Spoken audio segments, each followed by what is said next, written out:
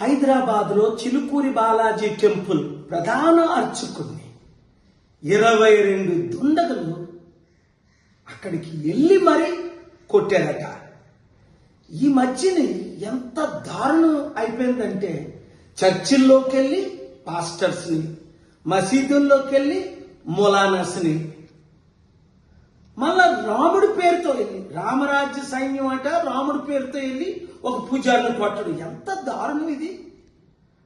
వాళ్ళందరినీ non bailable వారెంట్తో bail రాకుండా లోపల పెట్టాలి. సరి అయిన యాక్షన్స్ తీసుకుంటేనే ఇలాంటి అవినీతి అక్రమం దేవుడి పేరుని మందిరాల పేరుని తగ్గుతాయి. లేదంటే ఈ దేశం సర్వనాశనం అయిపోద్ది.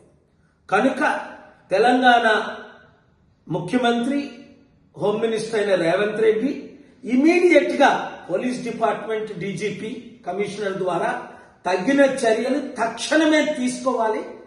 ఇలాంటి దారుణాలు ఎక్కడా జరగకూడదు. ముఖ్యంగా చర్చెస్ లో, మందిరాల్లో, టెంపుల్స్ లో జరగకూడదు. జరిగిన వారికి సరి అయిన శిక్ష విధిస్తే ఇలాంటి అరికడతాం. లేదా ఒకరినొకరు చంపుకు చేస్తారు, ఇంకా శాంతి లేకుండా అయిపోద్ది, నెమ్మది లేకుండా అయిపోద్ది. Thank you very much. ఈ వీడియో అందరికీ షేర్ చేయండి.